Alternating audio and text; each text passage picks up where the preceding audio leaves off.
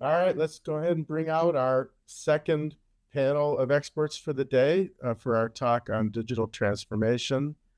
Um, so our panelists today come from suppliers and the OEMs to the industry, all of whom have a real deep knowledge about where this digital transformation stands today, and maybe more importantly, where it's headed, and where it's headed in the very near future.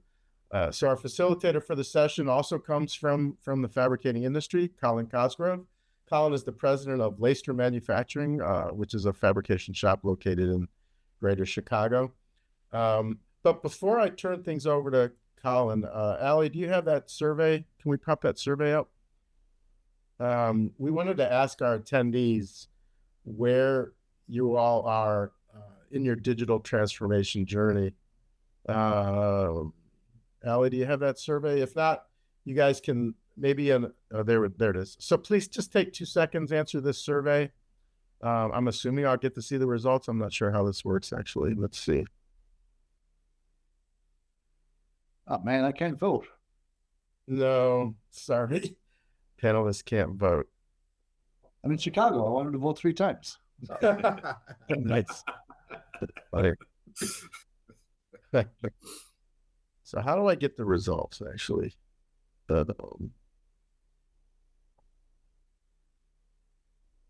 Allie, do you know how I get to it? So if you close the survey, do the results pop up? Yeah, do you want me to close it? Yeah, I think that's long enough for people. Did we get much of a response? Yeah, so there you go. 2/3 of our attendees have not even started on a digital journey yet, but 1/3 have. So thank you for filling out the survey. So Colin, with that, we'll go ahead and start the panel discussion. The floor is yours. Great, thank you. Appreciate the opportunity to lead the discussion and have some excellent, very knowledgeable guys on the call here. I'll apologize to everyone because 2 of us have these weird Irish accents, and that's trouble for you then, and we'll just figure that out. Google can probably do an AI translator or something. I don't know how that works. But maybe start with personal introductions, company introductions. So Fred, do you want to kick us off with that? Yeah, hi. Good to see you again, Colin. Fred Cooke, System Sales Manager for Prima Power North America. Like Colin, I'm an Irish expat, came over to the States in 2003. I'm a manufacturing engineer. I ran a sheet metal fabrication facility in Corey, Pennsylvania. It was Great Lakes Data Racks and Cabinets. I was there for 10 years where I was a customer of Fin Power before they were Prima Power. So I knew the company very well, very much hands-on. I was involved from MES straight through to machine operation, programming, and CAD and CAM. And then about 13 years ago, I came to work for Prima Power as a system sales manager. Thanks, Fred. Kartik, do you want to introduce you and your organization? Yeah. Good morning, everyone. My name is Kartik Iyer. I'm the director at Trumpf at our smart factory in Hoffman Estates in Illinois. I've been with Trumpf about 6 years. Prior to that, I ran a software company that made CAD/CAM software for the sheet metal world. So I've been in the sheet metal industry about 24 years, most of my career. Currently, my focus is on helping fabricators transform their operations, related to automation, connectivity, and transparency. How we thread some of those our solutions together, and basically threading these technologies to help fabricators bridge gaps in their shop floor. So, happy to be here, and thank you for the opportunity. Brais, you want to show where you're coming from? Yes. I'd like to start off with saying it's an honor to be here, and thank you for PMA for organizing this panel. Being able to hear everyone's perspective has been absolutely amazing. But my name is Brais Whirl. I am the cybersecurity manager for Amada America. Pretty sure most of everyone on here knows who we are, but we're a global sheet metal equipment manufacturer, and I'm based out of the Schaumburg or Chicago office location.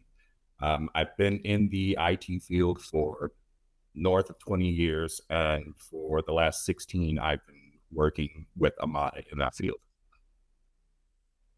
Great. thank you. As you can all tell, we've got some expertise here.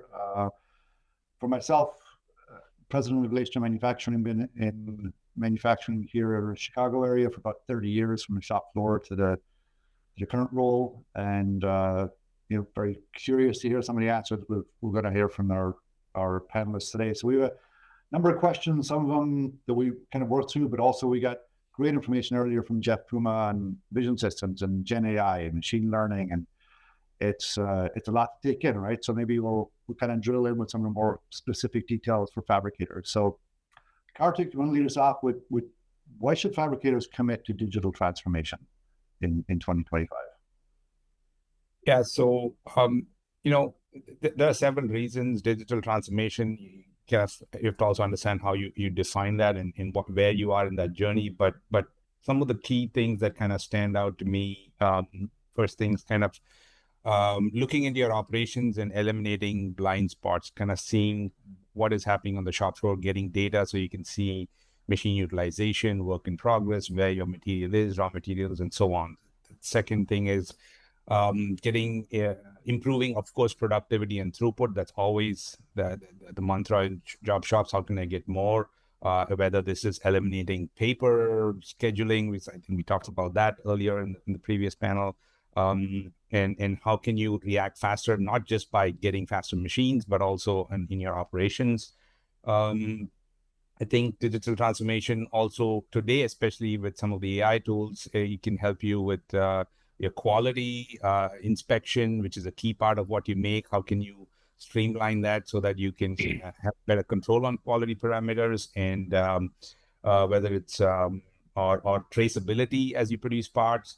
And then when you wrap all that together, it's also moving from a more a reactive world to a predictive world. I think digital transformation gives you that insight that helps you kind of plan for something ahead, which previously it was more reactive. I think, so these kind of are the same point as some of the key points. But I think lastly, I would also say, as we are going through this change in our workforce, one of the positives of digital transformation is also to help your younger workforce kind of look at manufacturing in a different light, that it's not just a dirty shop floor, but using tools which are very innovative, sophisticated, visual, software, and hardware driven tools that can help them get excited to come into our workforce. So these kind of stand out to me as why customers should consider digital transformation. Great. And for each of these questions, we'll ask the other two panelists kind of jump in. So Fred, do you want to, from your perspective, why should fabricators commit to digital transformation? Yes, absolutely. I think what we're seeing in today's technology, especially with machine builders like ourselves, we're all building very fast machines that can cut and bend pretty quickly. The slow part of the process, and I think all of your fabricators or any of our customers would tell you, is taking or shortening that time from taking the order to collecting the invoice, and that's what's critical. And you find that the manufacturing part of that process is here, right? It's very short. So the digital transformation is going to, obviously we're already in it. If you're using a computer anywhere in the shop floor, you're already there. But it's this integration of knowledge, I think, is important. I think Jeff's slide earlier showing the boomers coming off the list and the Gen Xers we're heading into that list of aging workforce, is getting that shop rat knowledge, right? That's that thing that somebody knows into a digital world where that knowledge is automatically transferred or handed over to the next process. So it's not just stuck in somebody's brain, but it's shared knowledge. Great. Brais, do you want to add into the Yes, no, that's absolutely perfect what everyone's been saying. Give me some runway here, because my expertise is in cybersecurity and IT, but it gives me a little bit unique perspective here. So when it comes to fabrication manufacturers, what I see is their production is a puzzle that they're putting together while existing within that puzzle. So committing to digital transformation allows them to actually see all of the pieces and how to put that together. So what was stated earlier was making that data which are those pieces, actionable. And that, I believe, is what really needs to be moved forward with, which improves efficiency, reduces errors, and just makes decision-making smarter across the whole operation. And that's what I believe manufacturers should commit to digital transformation on. Okay, right. A lot of information and blind spots, productivity, AI utilization. There's a lot of things to tap into there. And I might come back later to the workforce piece, but maybe we need to define what digital transformation is, right? What because it's a very big term, right? Mm-hmm. I can think of like 400 different things that might fit into that. But from a panelist perspective, and I'll start with Fred, how would you define it? And then maybe from once with the definition, expand a little bit then on how does it directly impact, we're all operations folks typically here. How does it impact operations? Yeah, I think part of our goal should be to break down the silos and to allow everything from order generation. That's even your sales force for the customer who's out in the field. They're making doors and door frames. Somebody can come to a web portal on their website and generate what the XY dimensions of these products should be. That information gets passed on automatically and hopefully gets automatically processed to your manufacturing process. I think part of these things to look at, and what I enjoy doing when I go to a client is looking at, like, sitting over their shoulder and watching their workforce or watching their work flow. Normally and traditionally, out comes a stack of manila folders to the Canvas desk, right? And he's got to do that sort. Here's the 16 gauge, the 16 gauge, the 18 gauge, the 20 gauge. And then he's got to go and say, okay, I have this drawing now. I've got to go look up an Excel spreadsheet that tells me what that material should be. And then I've got a second screen of my ERP system that tells me how many I have to make and what the order number should be. Then he's got to fire up CAM. And hopefully he's got a good CAD file and he's not having to clean up the XFs. He's not having to trim edges and sort out fillets and notches and reliefs. This, I find, is where a huge amount of time gets stumped. And in order to bring all of these things together, one of my goals with clients, like all of us are trying to do, is to automate these processes so that somebody's not physically looking at a screen to pick out a piece of data, keep that in their brains, go to another application and type that in. I think it was Lance in the last in the last panel mentioned the API for his ERP and connecting this data and this information. I would say that should go further. It should also be in the CAD. CAD files today are great with metadata. With metadata, we get a lot of information. Metadata can be transferred into CAM so that somebody's not playing spot the difference between a paper print and what they're trying to program to a piece of machinery. Things like grain direction can be automated. Part gets flipped or not flipped can be automated. And then that goes further downstream to other manufacturing processes, and also then the feedback loop needs to be closed. And I think we're all in this field today where we've got OPC UA now on machines. So there's a data stream of information coming back from the machine of its physical state, its PLC state, if it's on or it's off, or what it's making, or if it's in auto mode or jog mode. But on top of that comes the data analytics, right? So we're all providing machinery that's telling you what it made. But until you do something with that information, close that loop. And I like what Lance was talking about with the API back to the MRP or ERP systems and maximizing your use there. You need probably some black box or some homebrew software. And this is where, and we'll talk about this later, where AI becomes the tool. Fabricators, I think, have a silver bullet when they can hire. And I love that he's bringing in an intern. I've got clients who bring in high school kids during their summer camp, and they come in and they do some coding. With AI today, you've got tools where you can write these applications and this code that can take that information from the machine and pump it back into the ERP or MRP system. Likewise, they can convert that information from CAD correctly into CAM, and then from CAM through to your planning or your routing operations, et cetera. And as Lance was saying earlier as well, quoting and automating quoting, all of this can be done as long as you have access to the data. So open systems, open files, break down the barriers, break down the silos. I think that's a key role for combining AI and digital transformation today. That's a lot to take in, isn't it? Like, sorry, it's a fire hose, yeah. No, it is, but it's Yes. the reality of what we're all kind of trying to face and figure out. Yeah. Where should we start digging into pieces of these? But I also want to give Brais and Kartik. We'll start with Brais, an opportunity to kind of speak to that. From your perspective, when you see again, you've got this cybersecurity background, the IT. When you think about digital transformation, how would you define it, and how do you see? Go ahead. Oh, okay. Thank you. So from my view, seeing the manufacturing arena, I see them moving from more of an analog, and I say this a lot, an analog art to a digital science. So they're trying to take hammer swings and make it into ones and zeros effectively in my mind. And that is absolutely amazing. Digital transformation and how that will directly impact operations, once again, goes back into how operations are run, decisions are made, and overall how a company will deliver value. And digital transformation is about, as was said earlier, breaking down the silos, but also ensuring that that data that is flowing between those spaces are accurate. And that's what digital transformation is. It's about having accurate data, knowing how to move on it, and knowing what to do with it when you have it.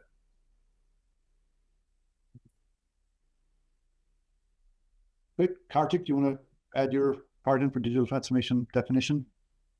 Well, I think when Fred talked about the papers and stack of papers, it really brought back memories, because I've visited shops and you have an in box and an out box, and you have papers coming in. So that certainly resonates well, I'm sure. Hopefully some others in the shop floor. But really, it is, I like to say, connecting systems, eliminating manual processes. I think that's going to eventually lead to you're doing it to improve your efficiency. And that's what's driving it. So, and that's going to be achieved by connecting systems. Today, most companies, not just in manufacturing, they have 2 or 3 different key systems. There's always an ERP. ERP is not only unique to us.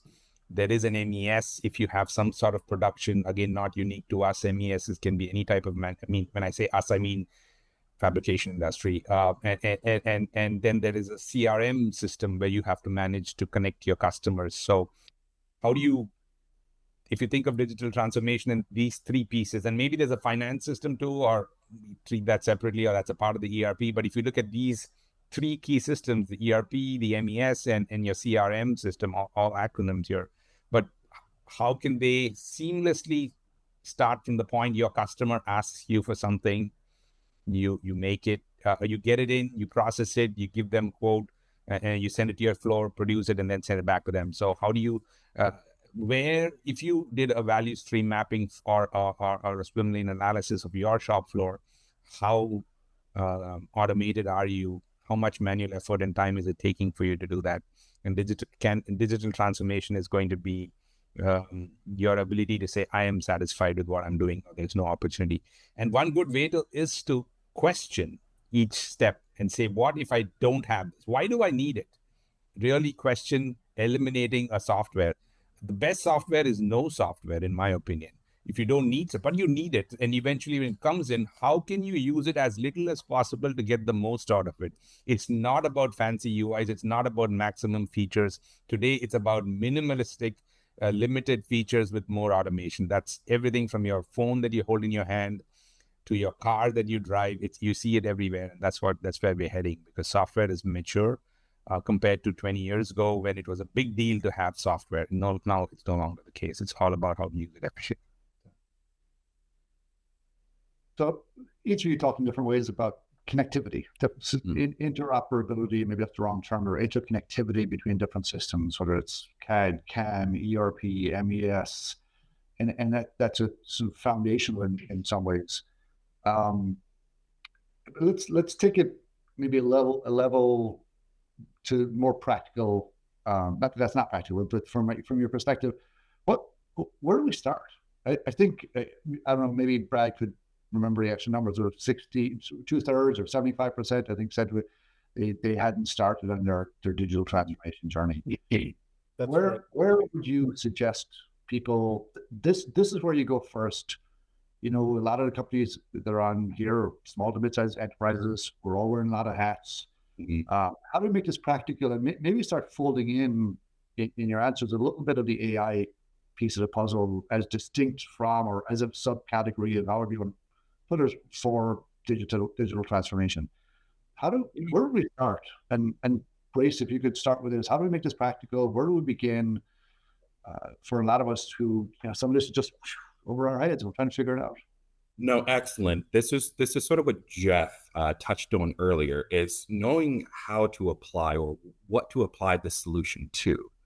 So a good first step would be a current assessment of your operations. Map out workflows, collect data, spot bottlenecks or areas that slow things down or affect quality. From there, you can see where AI or automation could make a real difference. So like speeding up processes, predictive maintenance is what was touched on earlier, as well as cutting down errors. So you're not just buying or deploying tech for tech's sake, but something that actually helps the shop floor. Now, when it comes to what that looks like, well, we touched on something earlier, specifically the question on welders and not having the talent, and it's hard to retain. Where this is where AI within systems actually will play a part.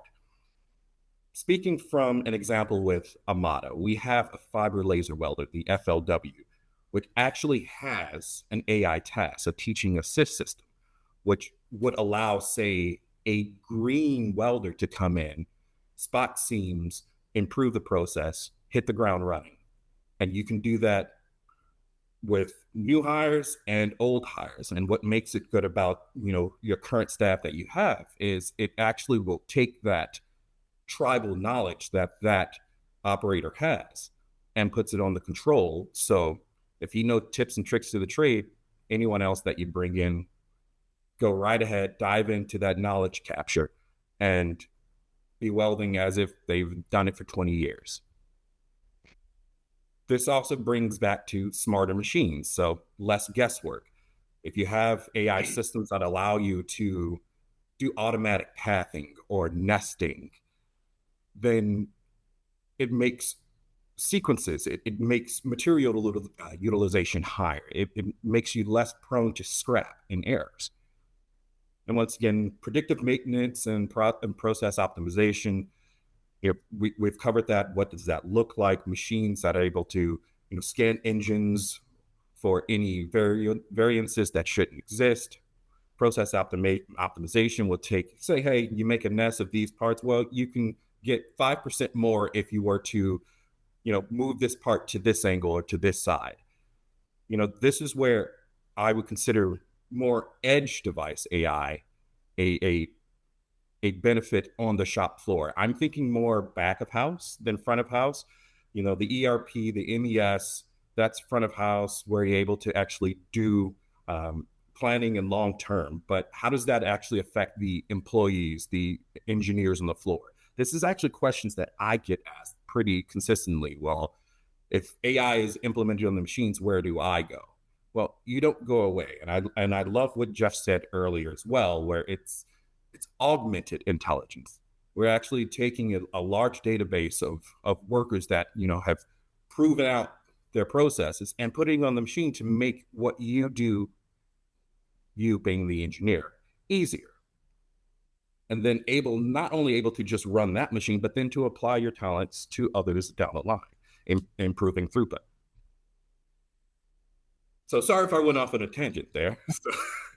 That's great. Kartik and Fred, like you also to kind of think about again, practical fabricators. We're a fabricator. Where do we start? Where's the beginning point? How do we make this practical and get folding in AI as a piece to it too? Kartik, do you want to start with that? Yeah, absolutely. So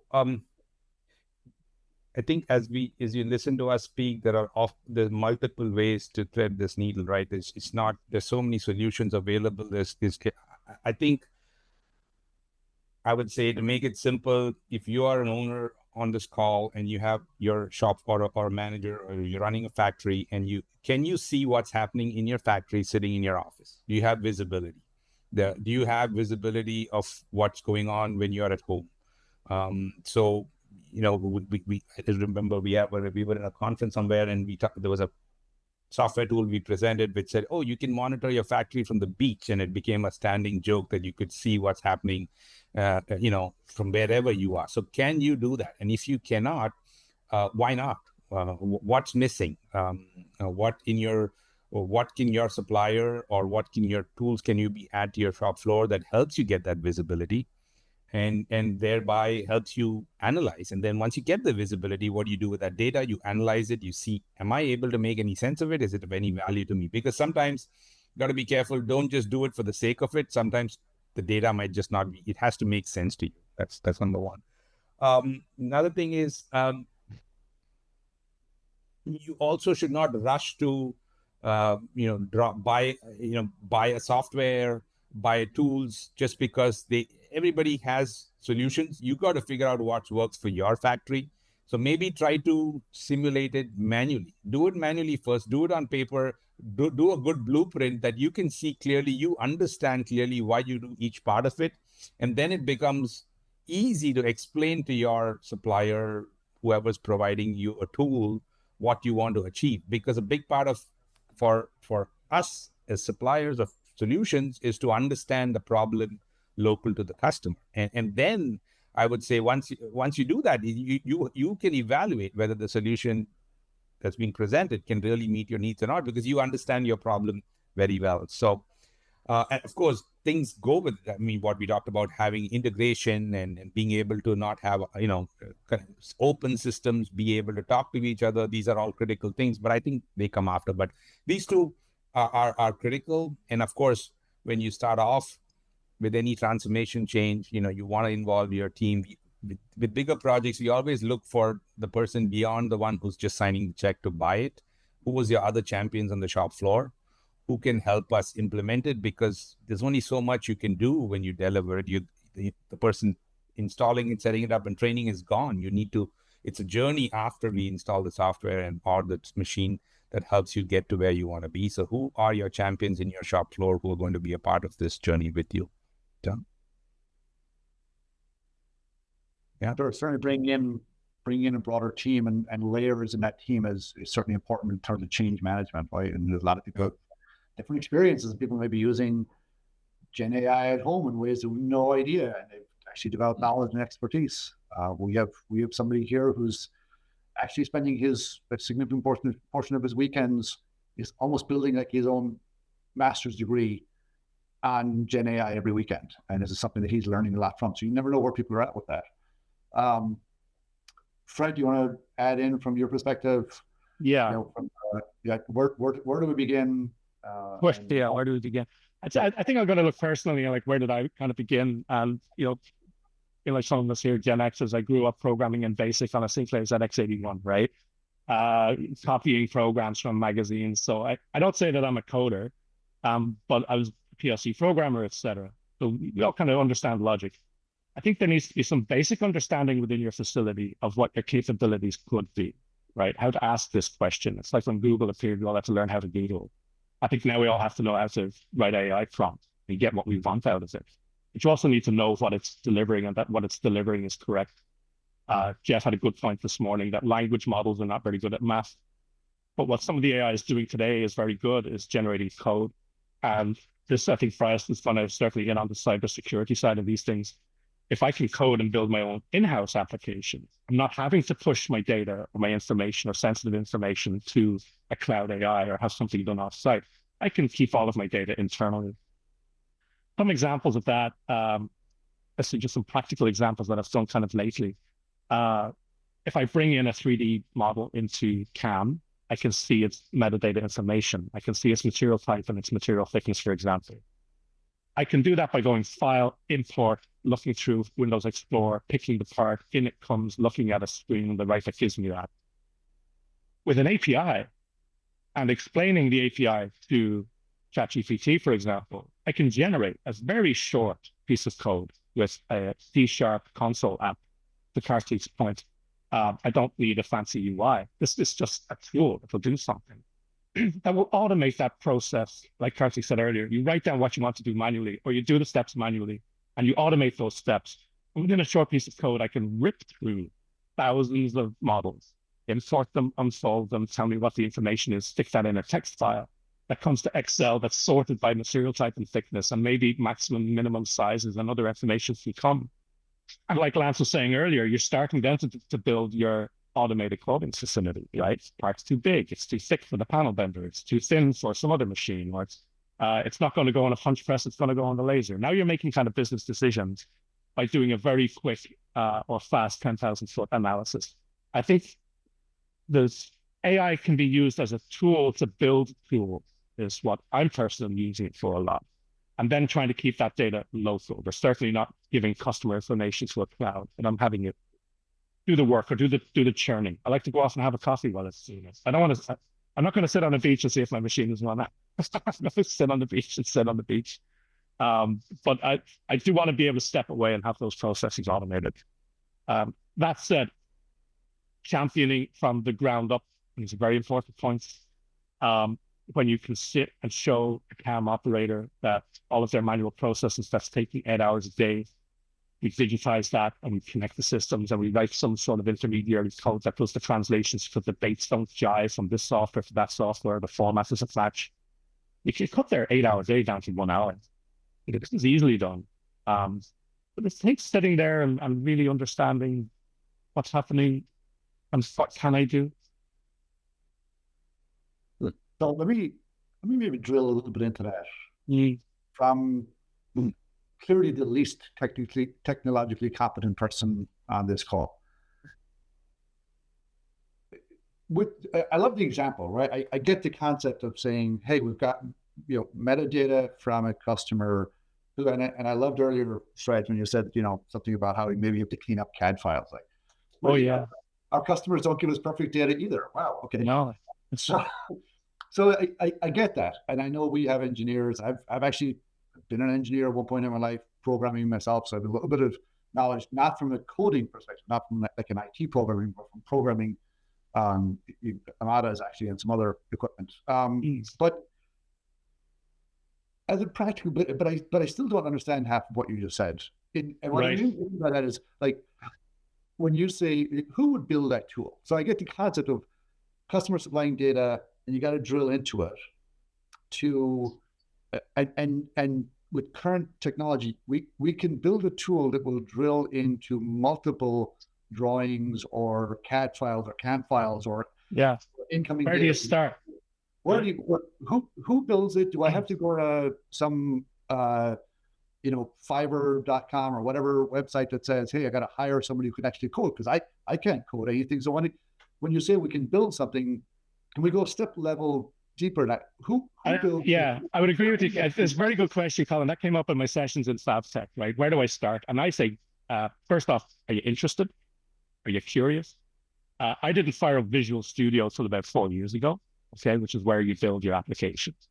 I bought a book. I head first into C#, and I picked a language. And some people it'll be Java, some it'll be VBS, whatever. But I just said, I'm going to pick a language. I'm going to learn how to write a little application to do these tasks for me. And next thing you know, I'm building WPF applications, which have buttons and graphs and tables, and I'm writing custom little pieces of software that are just automating the stupid stuff I was doing all day long. I'll get 1,000 drawings from a customer, Colin, and I'm going through Windows Explorer, looking at the preview screen as I hit the down arrow, going, no. And I'm looking at what's going on in my brain that says yes, and what's going on in my brain that says no. And it's the size of the part or the thickness that I see in the preview. Mm-hmm. So I write a small, again, I'm going to chat and say, hey, I've got this API. Here's the information of how the API works. I'm going to write a small C# application that goes through the folder, looks for this, and then you find you can, because you've read the book, you kind of understand a little bit about file manipulation and writing to databases and writing to text files and reading from dictionaries, etc. So there's that mechanism that you kind of need to understand how that machine works. And next thing you know, I'm ripping through 1,000 files. I'm not looking at any of them. All the problem children are dumped in a folder called problem children, and those are the ones I look at, right? Yeah. So you work on the diminishing return. I really think, like there was an eye opener for me. I did one with Autodesk Inventor, for example, where I wanted to read from a spreadsheet that made parametric parts, and it wouldn't work. And I realized it was using integers instead of doubles. So I wasn't getting my decimalized versions of the parts. I was getting a 1-inch part and a 5-inch part and a 7-inch part. I wasn't getting the 5.138 because the ChatGPT wasn't smart enough to say, hey, you said inch increments and that's integers. So there's little logical elements that you need to have some understanding of. Now, here's where the kids come in. We're all teaching the kids to code. There's Scratch. There's a website by MIT where kids can build object-based code and programming and make little games. What are they learning? They're learning if, for, then, else statements and loops and integers and booleans and what those are and doubles. And this becomes, it's the language. Really, for me, then, it was getting AI to be the tool that generates that work. I don't want to spend all of my time being a coder. And I don't want to have to go to a developer and ask him for something and it comes back and saying, well, can you change this? And then it goes back and it's too long a process. I think AI has allowed people to get exactly what they want, when they want, very quickly, even if it's down and dirty, but it's making people very productive. And it's recognition of where or how I can apply that skill has kind of been interesting these days. So I think Colin, I would say, buy the book and then maybe dig a little bit, you know? If I was to, and I know this is a little bit of an impossible question, but sometimes that's what I do. How long does it take? I mean, and again, what's your starting point, right? But as somebody who's never programmed anything, again, beyond, G code, basically. Yeah. If it's 11:19 today, is it reasonable to say that by the end of the first quarter, if I spent an hour or two a week with that book, maybe 3-4 hours a week with the book, with thinking about the application, like, could I put myself in the first quarter in a position to start maybe applying some of the totally ideas? Totally, I would say, yeah. I mean, the book's about this thick, right? So it's head first into C# by Riley, and I'm not advertising that, but it's an example of what I use. And there's other books, etc. But you take a chapter a week, right? And there's applications, and you're going to fire up Unity, and you're going to make a little game, and you're going to understand logic, and you're going to understand data types. And then you can look at, okay, I've got all of this. Now I go and I see my nice Trumpf laser or my Amada press brace or my Prima panel vendor. And you start digging and you start saying, what have you got for me, right? And where can I get information from you? And then how can I push information to you? You do that with your ERP system. You look into your CAD system. You look at SolidWorks, Autodesk Inventor, Whirl, etc. Then you start getting curious about building plugins, right? And how can I write a plugin so that when I open up my Autodesk Inventor model, it fires up my CAM software in the background to unfold it, tune it, save it. And something else is looking for the order file from that ERP that says nest 50 of them for that customer over there, right? And it'll come. So we have, I think, maybe I can add one thing. Yeah, please, yes, Colin, and I think appreciate what Fred said, and it might, picking up a C# book, maybe once people look at it, it might turn off, some of our the attendees of this panel discussion. But like you said, you should be ready. Are you ready to take it on? I think that you said it well, Fred, that are you ready to take on this and do it? But I'd probably like to add that today, what's happening with AI is also, you don't need to even maybe go through that C# book. If you could, if you're ready to, like as Fred said, but it's getting so simple that you should be willing to, of course, spend the time to understand, define what you need, and there can be software written for you. There's something called vibe coding, which is gaining popularity. So if you don't know what it is, just go and watch a YouTube video on it. It's basically you're chatting with an AI engine, telling it, make me a website for my shoe sales company, and it makes a website. Okay, make me a border on the left-hand side so I can, choose between basketball shoes and running shoes, and it'll do that. So it's literally talking. But the key thing is you're going to have to go through that process of trying and learning. Either you or somebody in your company is going to have to become your champion to understand these tools, because it's not perfect. I think somebody said earlier, I think Jeff said in his presentation, where even simple addition can be wrong from AI, but it's not perfect, but it's as simple as stating what you want and is what you're going to get, but eventually it will get there. The importance is to jump on the train, start exploring, start learning, and it's not going to solve all your problems overnight. Don't get that, but it's going to give you a perspective as you decide. You may ultimately buy something from somebody who's professionally packaged into a product, but it gives you that much more insight into understanding it. Yeah, I think the key takeaway for this is you have to understand your pain points and define a strategy to actually develop or deploy these tools. And remember that even small targeted improvements can make a big difference and build momentum to the broader digital transformation. I think I told a few of you before, I actually just took a certificate course in business, in AI strategies for business, because I felt like I had to jump in and learn something, and by taking a course, kind of forced myself to do it. And two sort of overarching strategies that it talked about were from an AI, and specifically AI rather than digital transformation broadly, just an AI focused, is that one, whatever your strategy, it absolutely should be aligned with what your business strategy is. You should have your business strategy first, and then make sure your AI strategy is aligned with that. And then the second, maybe major takeaway was, when we're talking about the current and future of AI, and specifically Gen AI tools, but also machine learning and all, it's the combo deal. It's the person plus the computer. It's not, and yes, there will be winners and losers in the grand scheme of things, but when we look at the application, it's really, it's the combos where you're going to get the greatest resolution and power and effectiveness and application and efficacy of what you're trying to do. All of that's going to be from the expertise that you have and the people, along with these augmented tools. Do those two things, again, the strategy alignment and the computer plus person, do those all make sense to you guys? Would you quibble with those, or are those kind of good things to think about as the leaders on the call here are thinking about where to do next? I mean, any one of you can jump in on that. Yeah, very quickly. I think it's a combination. There's always going to be some human interaction. I think eventually, yeah, we're very early days on this whole thing. Sure enough, the language model doesn't get mapped right now, but it will in the future. Coding may not exist for us in the future. Like Jensen Wang, it's NVIDIA is saying, you're going to be asking it to do something and it will just do the thing for you.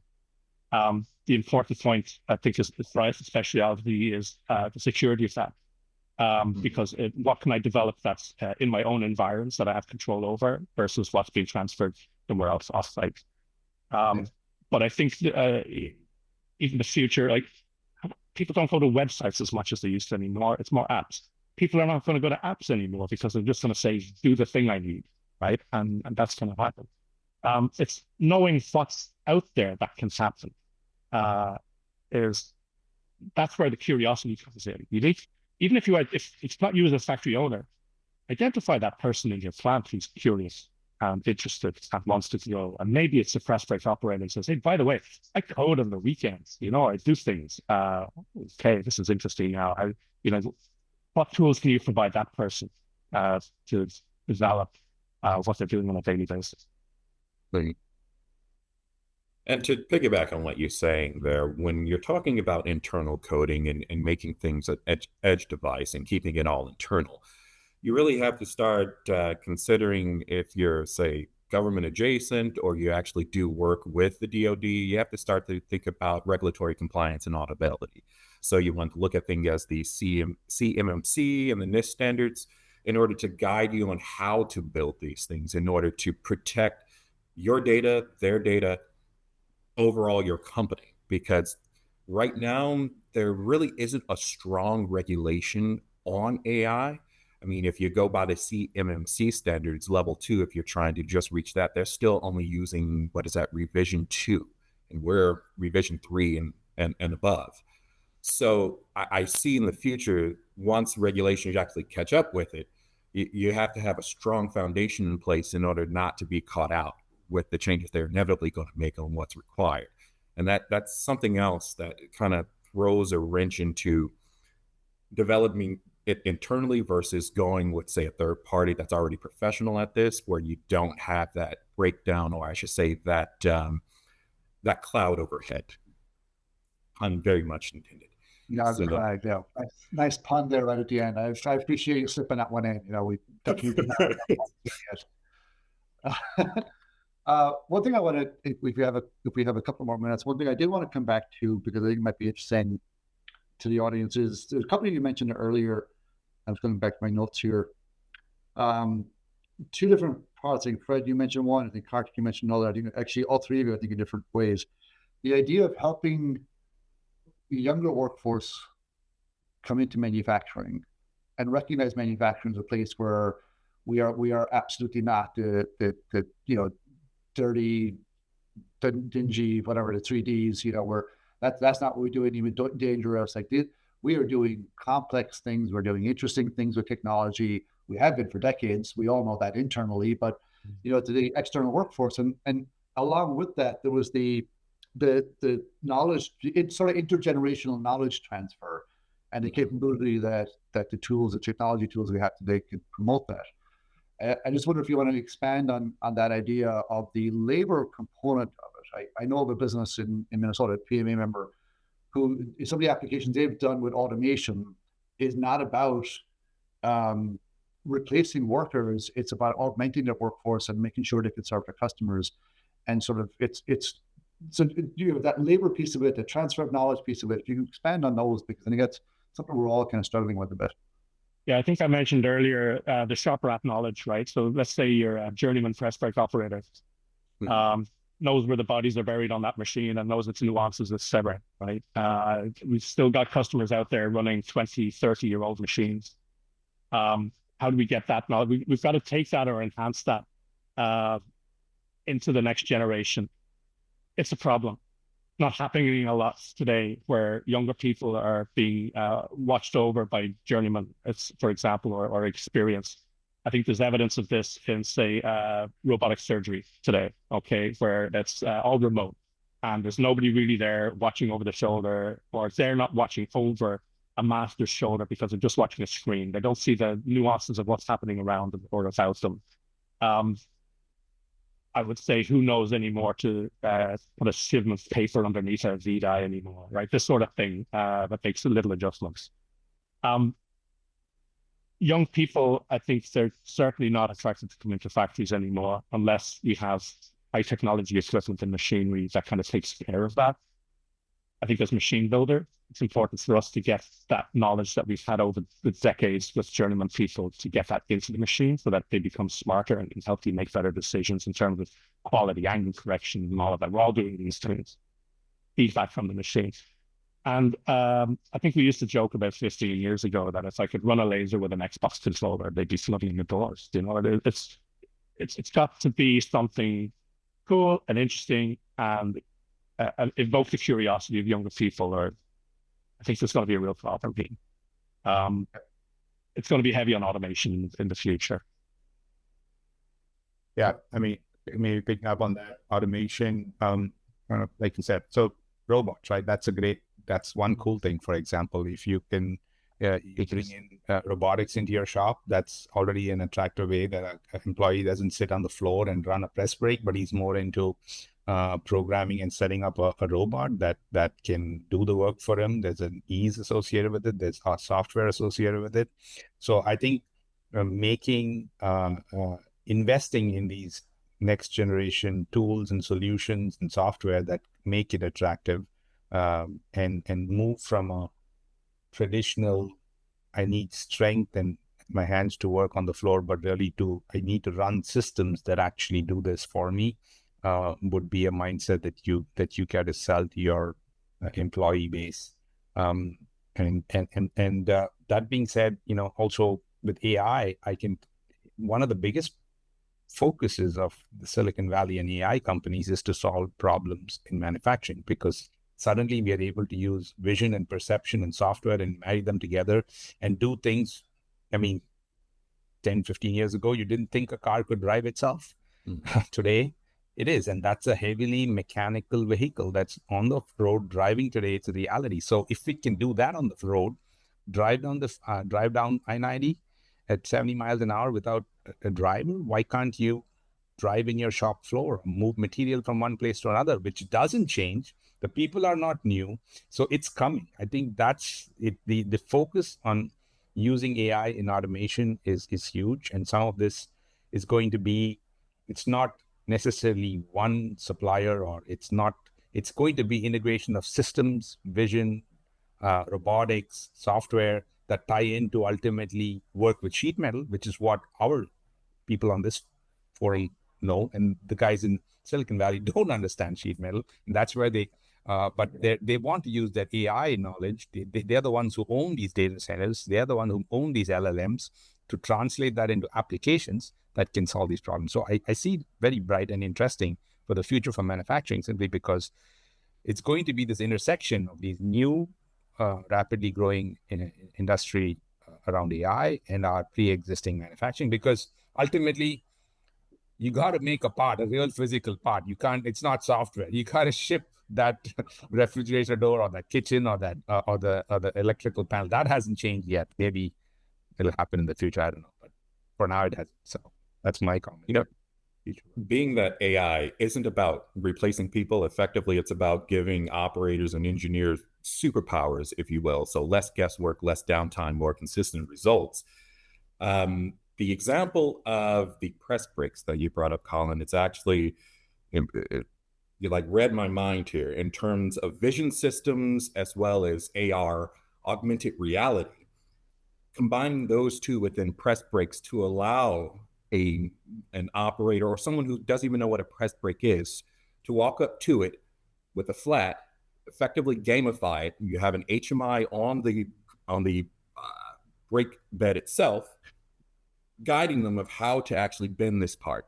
All of that knowledge has already been transferred from like your legacy operator, if you will. So now there is no guesswork. It's quite literally making it a game where they just line up the edges, line up the dots, it tell you if you're wrong, it can bend, they're wearing a Bluetooth headset, and they can say, okay, well, this is out 3 degrees, and the machine will figure it out. And that's actually a solution that's being implemented now. I've seen that with press brakes that we have right here on our shop floor, or I should say our showroom floor. So that's where I see AI going broadly, where you can bring anyone off the street. Doesn't matter if they worked in manufacturing or not. They can walk up to a machine and say, hey, I want this part, press a button, and out pops a part. Effectively, we're trying to take AI machine learning and turn these machines into vending machines effectively. I mean, there's been so much here that's kind of mind blowing, and I really appreciate Fred and Brais and Kartik for bringing your knowledge and your capability to this topic. It's pretty big. It's substantial. A lot of us that are running shops out here just try to figure out what do we do, where do we begin, what's the business case, how does it apply to us, and oh, by the way, what's my competitor down the street doing? Because I'm sure they're smarter than me figuring this thing out. And what you guys bring to the table here is a lot of really good knowledge, a lot of applications. So I appreciate the insights, appreciate the extra few minutes here, going overtime, taken away from Brad's times. Thank you guys for your insight, and thanks for PMA for you shutting up this panel in particular, but the overall summit here. Appreciate that from PMA. So I think it's back to you, Brad. Yeah, just to reiterate, thank you to our panelists, Kartik, Brais, and Fred, and Colin, of course. Thank you so much for facilitating today's conversation. That was really, I think you guys could have gone on and on for a little bit longer. And then again, I do want to thank Jeff and his panelists, and Jeff for his keynote. And the audience, of course, as well. Thank you for attending the program today. We hope everyone found it to be useful and valuable. And we do hope you'll all join us tomorrow for our third and final session with panels on workforce development in preparation for the digital workplace of the future. And then we'll have a panel discussion on growing your customer base as metal formers and fabricators are continuing to transition to to a high, more of a high mix short run work schedule. Also to remind everyone, an archive of today's program will be available up on our website very soon, within the next day or two. So you'll get an email with a link to that archived program, so you can watch it on demand and share it with others in the company. So again, we hope to see you all tomorrow. You can close your browsers, and I wish everyone a great afternoon. Thank you, everybody. Thank you, Colin. Thank you. Good to see you again, Kartik and Pleasure, Brais. Bye-bye. everyone. Thanks, Brad. Bye-bye. Be safe.